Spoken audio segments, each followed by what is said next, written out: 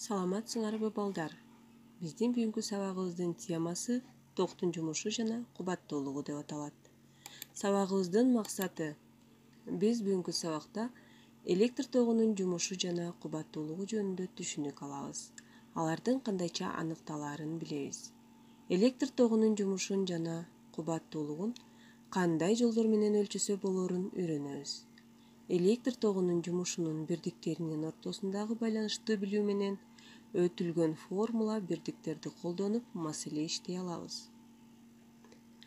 Алгач биз токтун жумушу жөнүндө сөз кылардан мурун электр тогу деген эмне экенин эске түшүрөлү.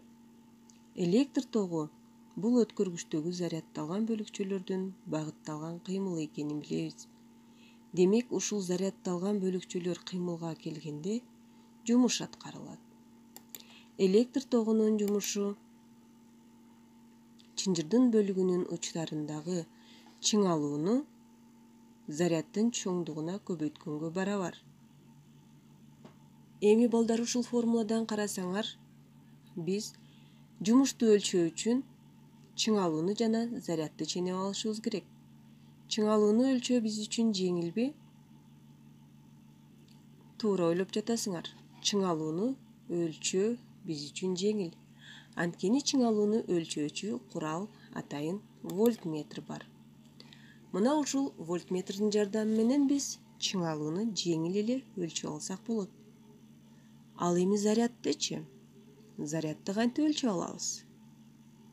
Мына ушул зарядды өлчөө үчүн биз ток күчүнүн формуласын эске түшүрөлү.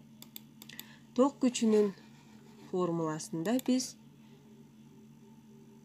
көрүп тургандай, бул жерден көрүп тургандай, ток күчү зарядды убакытка бөлгөнгө барабар. Башкача айтканда, заряддын убакытка болгон катышы ток күчүн берет. Эми ушул барабардыктан биз зарядды таап алалы. Зарядды таап алсак, ток күчүн убакытка көбөйткөнгө барабар. Эми балдар, ушул барабардыкты карап туруп биз зарядды эсептеп алсак болот. Ал үчүн ток күчүн өлчөөчү курал амперметр менен өлчөп алабыз. Ал эми убакытты болсо өзүңөр билгендей саат, секунда мердин жардамы менен өлчөп алууга болот. Демек, биз ушул эки куралдын жардамы менен заряддын чоңдугун эсептеп алсак болот экен да. Ушул барабардыктарды пайдаланып, электр тогунун жумушунун формуласын алабыз.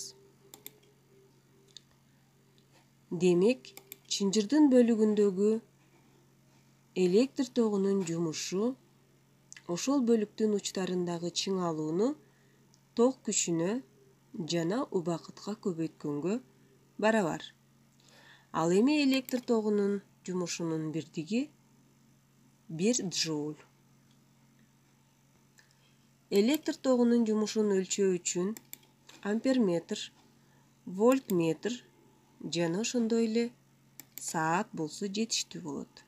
Биз мына ушул 3 куралды пайдаланып, электр тогунун жумушун өлчөп алсак болот. Бирок электр тогунун жумушун биздин күндөлүк турмушубузда атайын курал электр өлчөгүч менен эсептейбиз. Бул электр өлчөгүч ар бир үйдөн кезиктире алабыз. Таанып жатасыңарбы балдар? Бул эсептегич ар бирибиздин үйүбүздө бар.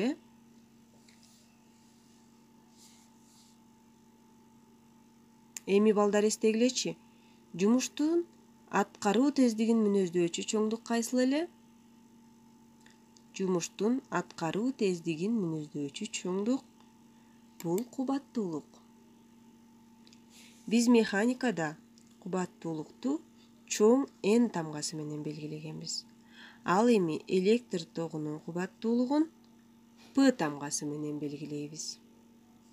Электр тогунун кубаттуулугун табуу үчүн электр тогунун жумушун убакытка бөлөбүз.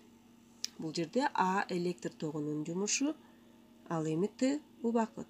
Мына ушул электр тогунун жумушун убакытка бөлүү менен биз электр тогунун кубаттуулугун эсептесек болот. Эми ушул формуладагы жумуштун ордуна биз электр тогунун жумушунун формуласын коебуз. Анда биздин формула кубаттуулук барабар чыңалуу ток күчү убакыттын көбөйтүндүсүн убакытка бөлгөнгө барабар болуп калат. Эми бул жерден балдар убакыттар эмне болот? Кыскарып кетет. Жыйынтыгында кубаттуулук чыңалууну ток күчүнө көбөйткөнгө барабар болуп калат. Демек, электр тогунун кубаттуулугу чыңалууну ток күчүнө көбөйткөнгө барабар экен, балдар. Кубаттуулуктун электр кубаттуулугунун бирдиги үчүн механикадагы кубаттуулуктун бирдигиндей эле 1 ватт алынат. Электр тогунун кубаттуулугу ваттан башка гектаватт, киловатт, мегаватт деген бирдиктер менен да ченелет. 1 гектаватт 100 ваттка барабар. 1 киловатт 1000 ваттка барабар. Ал эми 1 мегаватт миллион ваттка барабар. Электр тогунун кубаттуулугун өлчөөгө арналган курал ватт-метр деп аталат. Эми биз жогоруда сөз кылган эсептегиштер, электр өлчөгүчтөр, мына силер сүрөттөн көрүп турган бул ар бирибиздин үйүбүздөн кездешүүчү электр эсептегиштери же болбосо электр өлчөгүчтөрү. Бул өлчөгүчтөр токтун жумушун 1 киловатт саат менен ченейт. Мына ушул 1 киловатт саат канча джоульга барабар экенин билип алалы. 1 киловатт саат 1000 ватт көбөйтүлгөн саатка барабар.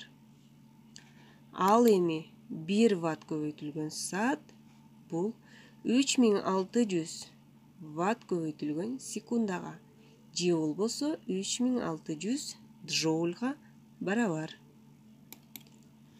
Демек, 1 киловатт саат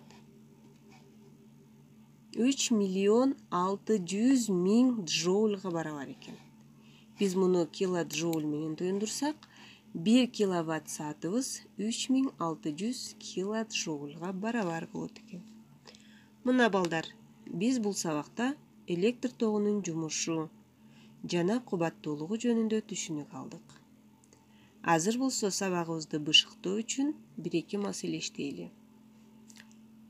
Ал үчүн биз китебиңердин 119 бетиндеги номер 1 жана 3 маселени иштейбиз. Алгач номер 1 маселеге көңүл бурсак. Электр кыймылдаткычындагы ток 0,50 ампер, чыңалуусу 12 вольт. 15 минутада электр тогу канча жумуш аткарат дейт. Алгач биз балдар эмне кылабыз? Маселенин шартын жакшылап окуп түшүнүп алабыз. Демек, бул жерде ток күчү белгилүү, чыңалуу белгилүү, убакыт белгилүү экен. Электр тогу канча жумуш аткаргандыгын табат экенбиз. Эми биз бирдиктерин карасак, ампер менен вольт Си системасындагы бирдик. Ал эми минутачы? Минута бул Си системасындагы бирдик эмес. Ошондуктан биз аны секундага алып келебиз. 1 минутада 60 секунда бар экенин эске алуу менен биз 15 минутаны 60ка көбөйтүп 900 секунданы алабыз. Ошентип биз убакытты секундага айландырып алдык. Эми биз формула бул жерде ток күчү, чыңалуу, убакыт белгилүү болуп жатат. Жумушту тапкыла дейт. Демек, биз электр тогунун жумушунун формуласын жазабыз. Бул формуланы биз азыркы эле сабакта өттүк. А барабар чыңалууну ток күчүнө жана убакытка көбөйткөнгө барабар. Эми биз ушул формула аркылуу маселени чыгарууга өтөбүз. Электр тогунун жумушу барабар деп туруп биз ар бир чоңдуктун ордуна алардын сан маанисин коюп чыгабыз. Ошентип биз сан маанисин коюп көбөйтүп чыксак, биздин жообубуз 5400 джоулга барабар болду. Демек, 15 минута ичинде электр тогу 5400 джоуль жумуш аткарган экен. Түшүнүктүүбү балдар? Эгер силерге түшүнүктүү болсо, бул маселени дептериңерге жазып алгыла. Эми биз кийинки маселеге өтөбүз. Ал үчүн китебиңердин 119 бетиндеги 3 маселени карайбыз. Маселенин шартын жакшылап окуп түшүнүп алалы. Чыңалуусу 220 вольт чынжырга электр лампасы бириктирилген. Ток күчү 0,60 ампер болсо, анын кубаттуулугун эсептегиле. Чыңалуу жана ток күчү белгилүү экен, биз кубаттуулукту эсептейт экенбиз. Бул жерде эки чоңдуктун дагы бирдиги Си системасында болгондуктан биз дароо эле формула жазууга өтөбүз. Электр тогунун кубаттуулугун таап жаткандыгыбызга байланыштуу кубаттуулуктун формуласын жазабыз. Токтун кубаттуулугу барабар чыңалууну ток күчүнө көбөйткөнгө. Мына ушул формуланы пайдалануу менен биз маселени чыгарууга өтөбүз.